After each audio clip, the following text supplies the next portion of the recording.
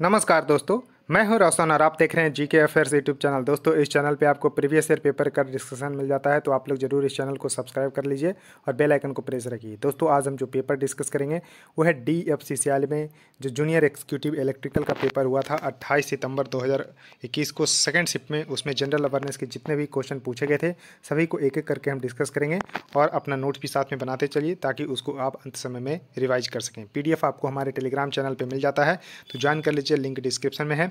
और देखिए, आपके पास भी कोई क्वेश्चन पेपर होता है तो gkafairs25@gmail.com पे जरूर भेजिए ताकि उसको जो है यहाँ पर हम डिस्कस कर सकें।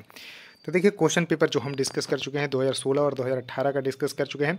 2021 का कुल मिलाकर हमारे पास 14 पेपर है, तो इसको भी देखिए हम बहुत सारे डिस्कस कर चुके हैं, कुछ और बचे हैं तो सभी को यहाँ पर डिस्कस कर लेंगे। चैनल को जरूर सब्सक्राइब कर लीजिए। तो देखिए, पहला क्वेश्चन है कि planning commission in India was established in, यानी कि भारत में जो योजना आयोग की थी उसकी स्थापना कब की गई थी। तो इसका एग्जैक्ट डेट याद रखिए, 15 मार्च 1950। 15 मार्च 1950 को प्लानिंग कमीशन यानी कि योजना आयोग का गठन किया गया था। तो करेक्ट आंसर इसका ए होगा। उसके बाद ध्यान रखना है कि ये जो है आपको जो 5 ईयर प्लान था इसको इम्प्लीमेंट करता था कौन, तो प्लानिंग यानी कि योजना आयोग जो है जो पंचवर्षीय योजना था उसको जो है इम्प्लीमेंट करता था। लेकिन जब नरेंद्र मोदी की जो सरकार आई 2014 में, तो इन्होंने जो है निर्णय लिया कि योजना आयोग को ख़त्म कर दिया जाएगा और इसके स्थान पे 2014 में घोषणा की गई कि नीति आयोग की स्थापना की जाएगी। तो नीति आयोग यानी कि national institution for transforming India, इसको ध्यान रखिएगा, 1 जनवरी 2015 से इसकी जो है शुरुआत की गई थी। यानी कि नीति आयोग की शुरुआत 1 जनवरी 2015 से हुई, लेकिन घोषणा 2014 में हो गई थी और इसको रिप्लेस करके यानी कि योजना आयोग को रिप्लेस करके नीति आयोग बनाया गया। और नीति आयोग यानी कि योजना आयोग का अध्यक्ष प्रधानमंत्री होते थे, उसी तरह से नीति आयोग का अध्यक्ष जो है भारत के प्रधानमंत्री होते हैं। क्या आप बता सकते हैं कि अभी नीति आयोग के वर्तमान में अध्यक्ष तो प्रधानमंत्री मोदी जी हैं, लेकिन उपाध्यक्ष आपको बताना है और CEO बताना है कि अभी कौन है नीति आयोग के।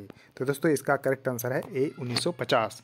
उसका देखिए, नेक्स्ट क्वेश्चन आपके सामने है कि who is the author of the book your best day is today, यानी कि एक इन्होंने पुस्तक लिखी है your best day is today. तो देखिए, इसका करेक्ट आंसर होगा डी, अनुपम खेर जी के द्वारा जो है इस पुस्तक को लिखी गई है your best day is today. तो इसमें इन्होंने जो है लॉकडाउन के दौरान देश भर में जो इन्होंने एक्सपीरियंस किया कि किस तरह से लोगों में अप्स एंड डाउन्स आए, तो जो फीलिंग इन्होंने जो है अर्जित की है ड्यूरिंग लॉकडाउन यानी कि जो कोविड-19 जो लॉकडाउन लगी थी 2020 में, तो उसमें जो है इन्होंने एक्सपीरियंस जो हासिल किया उसके आधार पे इन्होंने एक बुक लिखी your best day is today.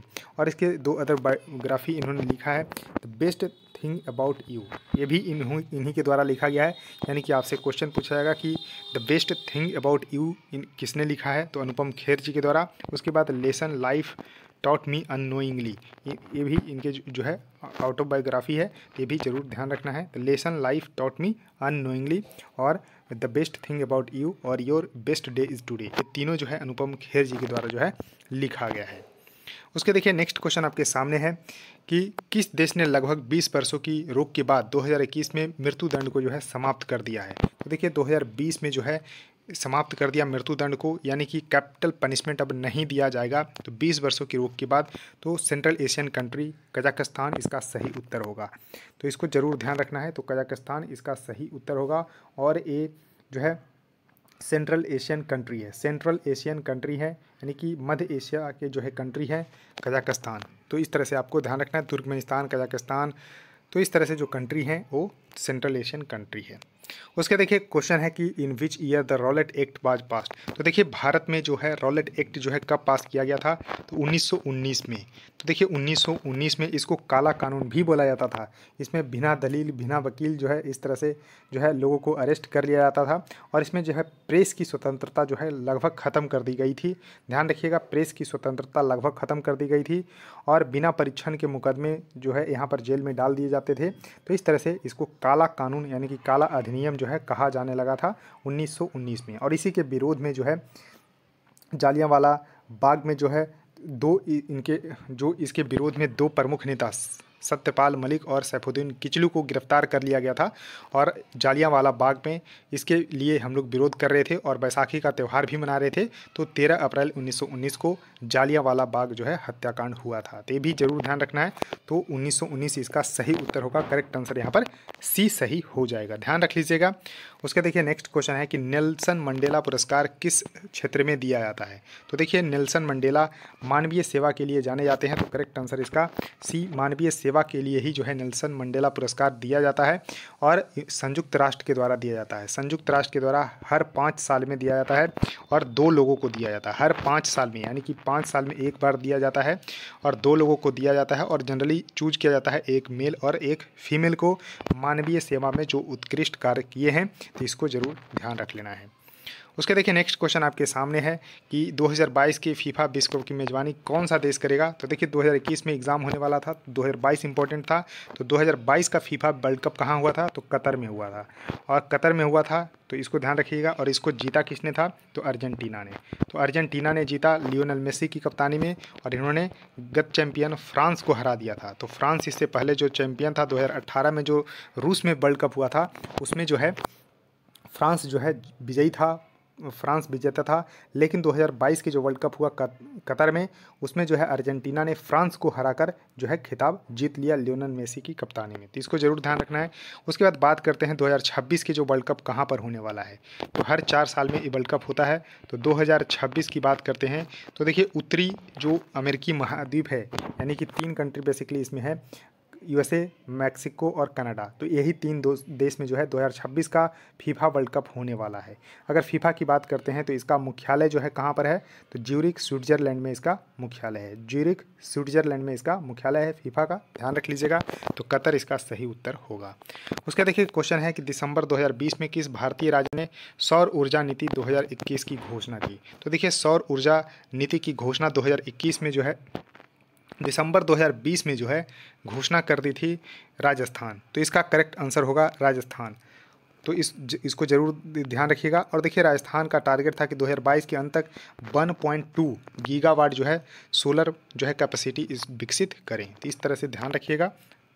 उसके देखिए नेक्स्ट क्वेश्चन आपके सामने है कि कौन सा नृत्य जोड़ा सही है। तो देखिए जो भारत में जो है 8 क्लासिकल डांस है, उससे रिलेटेड जो क्वेश्चन पूछे जाते हैं, तो 8 क्लासिकल डांस में बहुत सारे मैंने करवाए हैं, जैसे कि कथकली जो है केरल का, उसके बाद मोहिनी अट्टम जो है केरल का। उसके बाद देखिए यहाँ पर जो 2 नृत्य है यहाँ पर, जैसे कि उड़ीसी, तो उड़ीसा का बेसिकली है, और कथक जो है north India basically Uttar Pradesh का। तो दोनों स्टेटमेंट बिल्कुल सही है। तो इसको जरूर ध्यान रख लीजिएगा। तो करेक्ट आंसर होगा सी, 1 और 2 दोनों सही है। अब देखिए कथक का मतलब क्या होता है। तो कथक का अगर कहते हैं तो कथा, यानी कि कथा से बना है, यानी कि कहानी से। तो यानी कि कहानी पे आधारित नृत्य होते हैं कथक। तो इसको जरूर ध्यान रख लीजिएगा। तो यूपी से रिलेटेड है, यानी कि नॉर्थ इंडिया से, और उड़ीसी जो है उड़ीसा से, यानी कि पूर्वी भारत से। तो इस तरह से आपको ध्यान रख लेना है। उसका देखिए कुचिपुड़ी आंध्र प्रदेश का है, भरतनाट्यम तमिलनाडु का है। तो इस तरह से आपको जरूर ध्यान रख लेना है। उसका देखिए क्वेश्चन है कि कौन सा वृक्ष जो है उष्णकटिबंधीय सदाबहार वन में जो है पाया जाता है। तो उष्णकटिबंधीय सदाबहार वन यानी कि tropical evergreen forest, tropical evergreen forest. तो इसमें देखिए आबनूस जो है इसका सही उत्तर होगा, यानी कि इबोनी इसका सही उत्तर होगा, यानी कि आबनूस।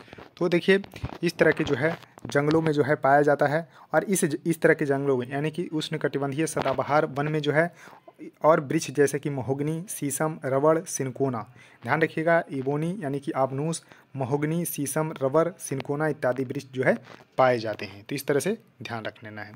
उसके देखिए क्वेश्चन है कि book the little book of encouragement किसके द्वारा जो है लिखा गया है, यानी कि एक पुस्तक है the little book of encouragement. तो देखिए दलाई लामा के द्वारा जो है लिखा गया है। तो करेक्ट आंसर यहाँ पर ये सही होगा, दलाई लामा के द्वारा जो है लिखा गया है। और इसके संपादक की बात करते हैं तो संपादक जो है रेणुका सिंह जी हैं, रेणुका सिंह जी हैं। और इस पुस्तक को पब्लिश किसने किया है, तो पेंगुइन रैंडम जो है हाउस जो है इसके द्वारा जो है प्रकाशित किया गया है। तो प्रकाशित किसने किया, तो पेंगुइन रैंडम, और संपादक रेणुका सिंह हैं और लिखे हैं दलाई लामा। तो इस तरह से आपको जरूर ध्यान रख लीजिएगा। उसका देखिए क्वेश्चन है कि एक अभी जो है फ्लाई बिग नाम की एयरलाइन जो है लॉन्च की गई है, इसको इस्टेब्लिश जो है किसने किया है। तो इस तरह से आपको ध्यान रख लेना है। तो इसको इस्टेब्लिश किए हैं संजय मंडाविया जी के द्वारा। तो संजय मंडाविया इसका सही उत्तर होगा और इंदौर के हैं। तो इंदौर इसका जो ध्यान रखिएगा, इंदौर का एयरलाइन है और पहली फ़्लाइट जो है इंदौर से अहमदाबाद के बीच में चली है और इसके हेडक्वार्टर की बात करते हैं तो गुरुग्राम में बनाई गई। तो इसके हेडक्वार्टर गुरुग्राम में है। इंदौर की जो है एयरलाइन है, इंदौर के संजय मंडविया जी के द्वारा जो है इस्टेब्लिश किया गया है और पहली फ़्लाइट जो है इंदौर से लेके अहमदाबाद के बीच में चली है और उसका नाम है फ्लाई बिग एयरलाइन। तो ध्यान रखिएगा, fly big airline, headquarter Gurugram में। उसके देखिए क्वेश्चन है कि भारतीय संविधान में जो 11th शेड्यूल है, जो 11वीं अनुसूची है, वो किससे संबंधित है। तो देखिए शुरुआत में आठ अनुसूची थी, इसको बाद फिर 12 अनुसूची बनाया गया। तो अभी वर्तमान में 12 अनुसूची है, जिसमें अगर हम बात करते हैं 10वीं अनुसूची में एंटी डिफेक्शंस लॉ है, यानी कि disqualifications on the ground of the defection, यानी कि दल बदल के आधार पर अयोग्यता हो जाती है। तो ये 10वीं अनुसूची में है, ये ध्यान रखिएगा। उसके देखिए पंचायतों की शक्तियाँ, प्राधिकार एवं उत्तरदायित्व है, तो करेक्ट आंसर यहाँ पर बी सही होगा। तो यहाँ पर 11वीं अनुसूची में पंचायतों की शक्तियाँ, प्राधिकार एवं उत्तरदायित्व की बात की गई है और इसको जोड़ा गया है, ध्यान रखिएगा, 1992 में 73वीं संविधान संशोधन किया गया था। तो इसके द्वारा जो है 11वीं अनुसूची को जोड़ा गया और भाग 9 में रखा गया है। तो भाग 9 में रखा गया है, तो इसको जरूर ध्यान रखिएगा। और अनुच्छेद है 243 से लेके 243 ओ तक, 243 ओ तक जो है पंचायत को रखा गया है। अगर बात हम करते हैं कि 12वीं अनुसूची जो है 1992 में ही जोड़ा गया था, 74th यानी कि 74वीं संविधान संशोधन के द्वारा। और जो अगर हम बात करते हैं कि पंचायत जो एक्ट जो है कब लागू किया गया था, तो 24 अप्रैल 1993 को, इसलिए 24 अप्रैल को पंचायती राज दिवस भी मनाते हैं। तो ध्यान रखिएगा, जो पंचायती राज अधिनियम है वो 24 अप्रैल 1993 को लागू की गई थी, इसलिए 24 अप्रैल को पंचायती राज दिवस भी मनाते हैं। तो ध्यान रखिएगा, करेक्ट आंसर इसका बी सही होगा। Powers, authority and the responsibilities of the panchayat is mention under the 11th schedule of the Indian constitution. तो दोस्तों इस वीडियो में इतना ही, क्योंकि 12 क्वेश्चन पूछे गए थे, सभी को मैंने अच्छे से डिस्कस किया है। तो आई होप आपको इस समझ में भी आ गया होगा। तो अब आपका काम बचा है वीडियो को लाइक करना और देखिए चैनल को ज़रूर सब्सक्राइब करना है और शेयर भी करना है, ताकि आपके दोस्तों को भी फ़ायदा हो जाए और जुड़ जाए चैनल से। तो दोस्तों इस वीडियो को देखने के लिए धन्यवाद।